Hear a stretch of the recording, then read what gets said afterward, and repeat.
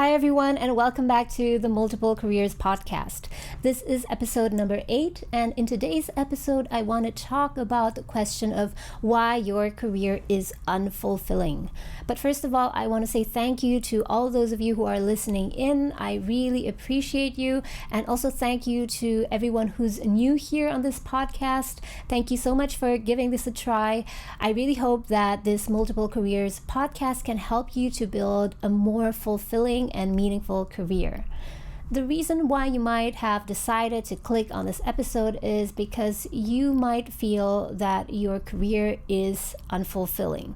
You might feel that you're not happy about your job. You might feel that your work is boring and bland, and overall you just feel demotivated. Perhaps you don't really have a direction. You don't know where all of this is going. You simply feel unhappy, and you're asking yourself, what the reason is and where to go from here.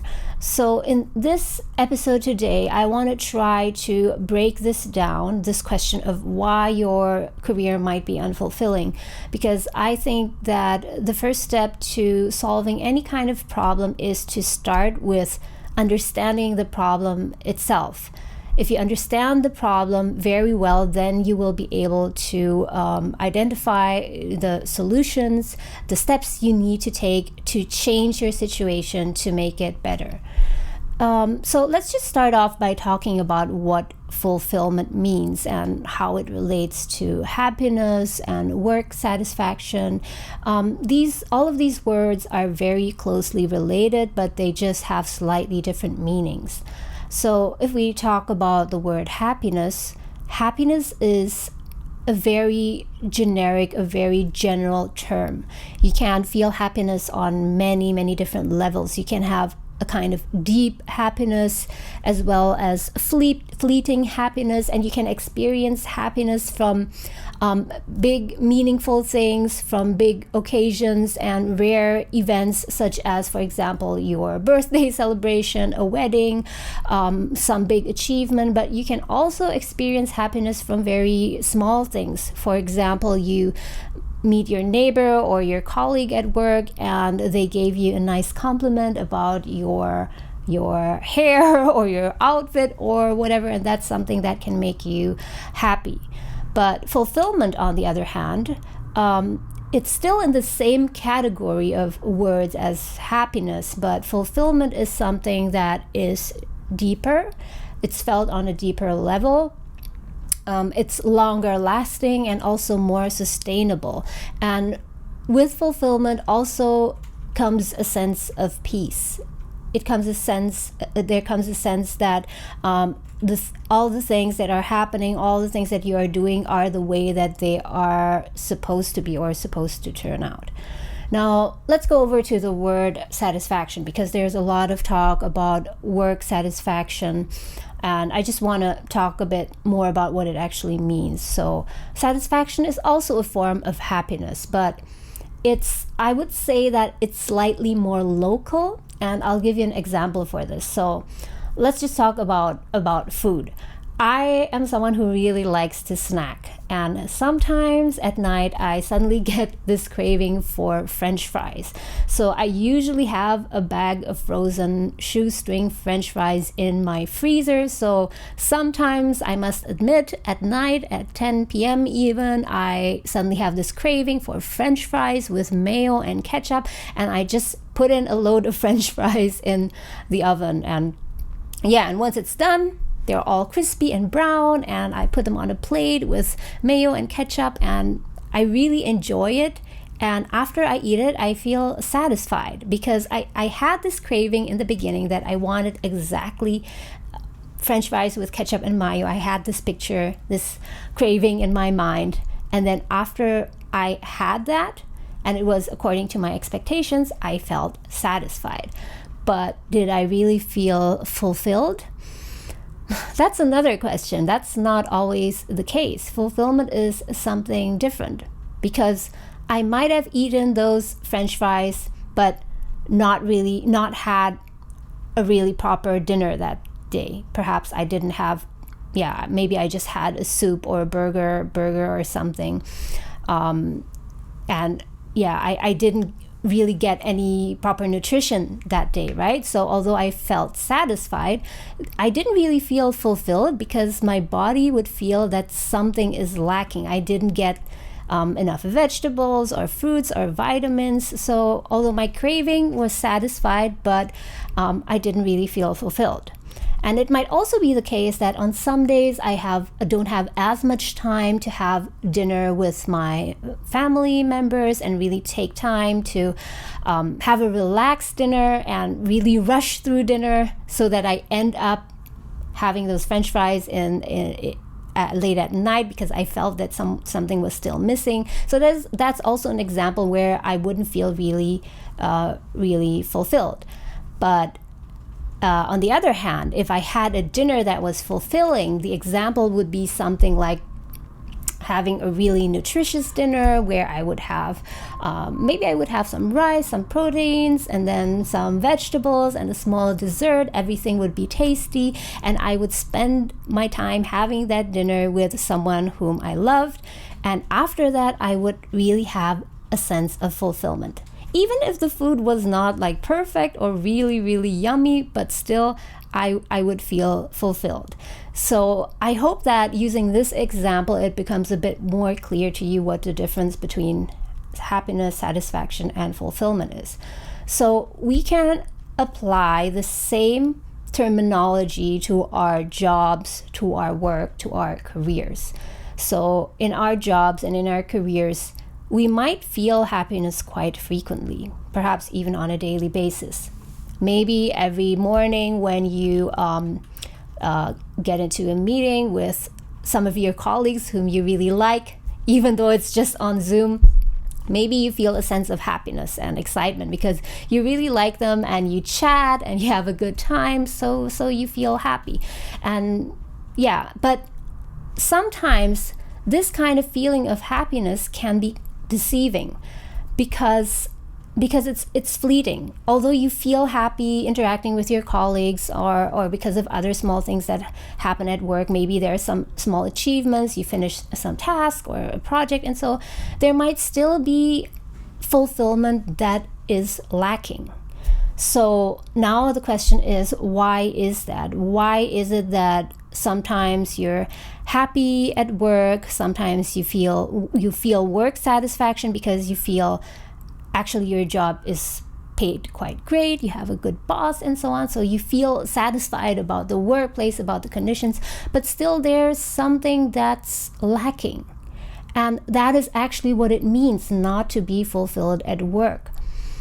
So I believe that there are in general two reasons why you might not have a fulfilling career. And while I talk through this, you might want to ask yourself if this applies to you or not. And in case you're listening to this on my YouTube channel, then please do feel free to drop your comments down below and tell me what you think and what your experience with this was. So I think that a lack of fulfillment can have two reasons. One could be more internal, that has more to do with yourself, with who you are, with what your needs are, and the other one could be more external. So let's maybe start with the internal ones first and then go over to the external reasons. So the internal reasons, the reasons why you might not be fulfilled at work with your career, might have to do with your skills or your use of skills. So I believe that every person has a set of skills that they love to use the most. So let's just say that at your current job, you are using 10 skills. Let's say that includes planning, organizing, communicating, speaking, and a range of other skills. Maybe you can also share with me in the comments below, if you're watching this on YouTube, what kind of skills that you regularly use at work. But among these 10 skills, there are perhaps, let's say, 3 top skills that you love using the most. So whenever you get to use these 3 skills, you feel very happy and satisfied and also fulfilled. But then there are maybe 3 bottom skills that you really hate. Let's just say, for example, writing. Perhaps you're someone who doesn't really like to write reports or so, but this is something that you need to do on a daily basis. So you have these 3 top skills that you really love using, and you have these 3 bottom skills that you hate. Now, the problem is when you are working in a job where on a daily basis, 80% of the time you have to use these 3 bottom skills that you don't really like using, that you feel don't really come natural to you. And on the other hand, you only get to use the top 3 skills that you really love using, that you really enjoy doing for, let's say, 1 hour a week or 2 hours every week. Then that causes a big imbalance. It causes a big imbalance between the things that you really love to do, that come natural to you, and the things that you are actually doing every day. And because there's this imbalance consistently for a long period of time, that ultimately results in you feeling unfulfilled with your career, despite all the other little things that actually make you happy and satisfied, like, let's say, a big bonus or some commissions or a nice and understanding boss and funny colleagues. And so although you have all these elements at the workplace, but if you don't get to use the skills that you really love doing, then you will be unfulfilled. And the other reason that I could think of that's also internal is this has to do with meaning. And I recently published another video on my main channel that has a lot to do with how to find what is meaningful to you, what is meaningful work. So the reason why your work, your career might be unfulfilling is because you do not find any meaning in the work. So when we talk about meaning, it's about the work that you do, whether that work provides you meaning or not. But fulfillment, on the other hand, is the feeling that you get when you do meaningful work. So if you do things that are meaningful, like in the earlier example when I talked about having dinner with your family, although the dinner is not perfect, etc., but having dinner with your family is something that's meaningful, right? You spend your time with people that you love, that provides you meaning, and therefore that gives you the feeling of fulfillment. But especially nowadays in the workplace, it's very difficult to find meaning. And this actually has to do with the external reason, but I'll try to focus it more on the internal aspect first. So every person has a different way of finding meaning, or let's put it another way. For every person, different things are meaningful to them. So for one person, they might find it meaningful if on a daily basis they get to listen to people's problems and help them. But for another person, what might be meaningful to them is creating a piece of art or design that they think can inspire people. But for other people, for someone else, it could provide the meaning if they can make sense of a bunch of numbers. For example, accounting, let's say. So some people really hate accounting, but for some other people, it provides them with meaning if they have this bunch of invoices, bills, and numbers that don't make any sense, but you're able to kind of organize it and compose it into something that makes sense and that is useful. That can also provide meaning. So it's not always saving the world and protecting endangered species that has to provide you with meaning. It is different for every person, and that's something that you need to find out. So if you have a hunch about what is meaningful to you specifically, if you already kind of know that, but you never act on it, and you continue working in a job and continue developing a career that has nothing to do with what you find meaningful, and as a matter of fact, you're moving further and further away from what is meaningful to you every day, the effect is that over the long term, your career will become more and more unfulfilling. So what is the cure for this?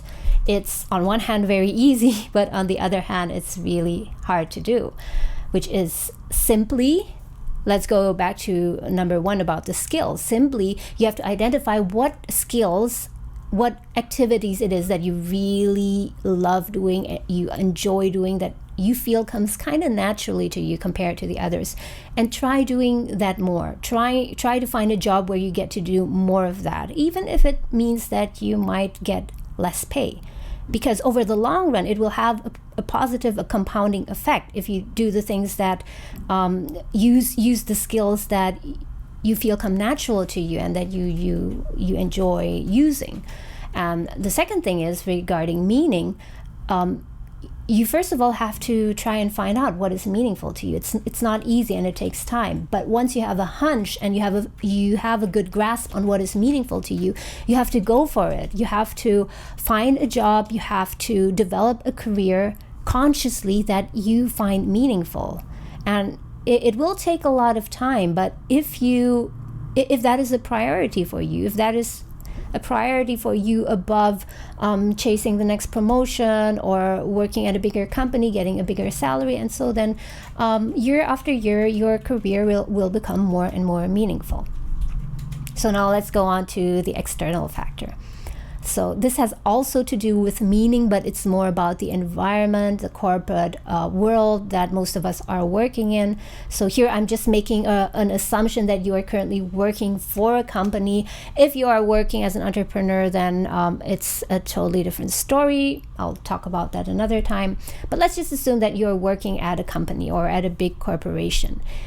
I think that nowadays it's very, very difficult to find meaning when you work at a big corporation, because in most cases what the corporation wants, what their goals are, what their vision is totally disconnected and misaligned from what is meaningful to you.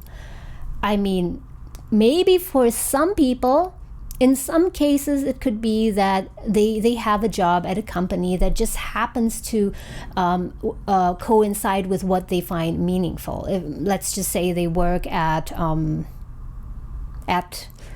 Google or whatever, right? They work to develop an algorithm for YouTube, talking about the algorithm, right? And they just find that meaningful because they just find it fascinating how they can develop an algorithm that can bring suitable content to its users, and so that the supply finds its demand, and so on. And and for some people that fit can happen, and for them it just works out very well. But I think that these kind of matches or coincidences are quite rare. What happens more often in today's world is that the corporation has these goals, has these 10 goals for the company, like growing their sales figures or making more profit, that has nothing to do with what you want to do for your career.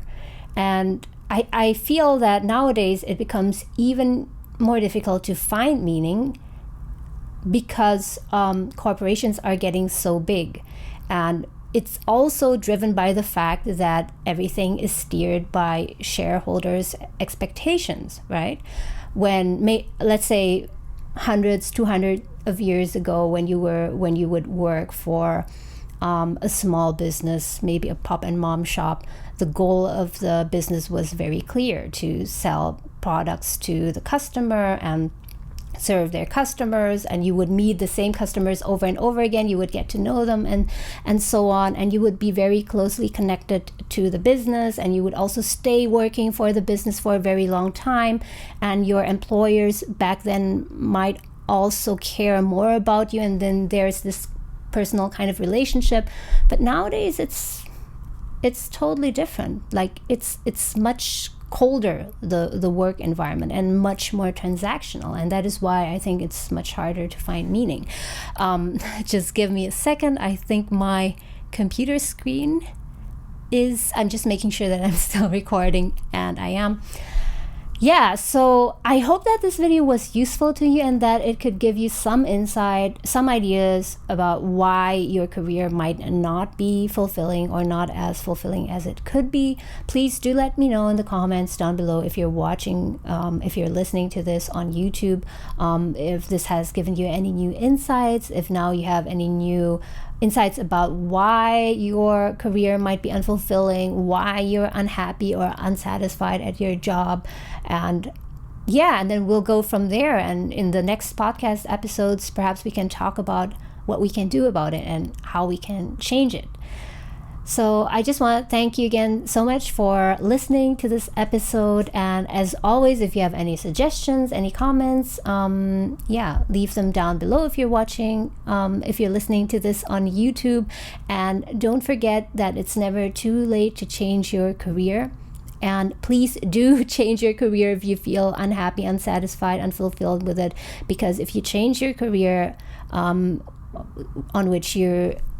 for which you normally spend anywhere between 7 to 9 hours per day, 40, 50, 60 hours per week, if you change that, then that will have a very big impact on your life, on your health overall, and maybe even on your relationships. Because if you're happy with your work, with your career, you'll also be happier in other areas of your life.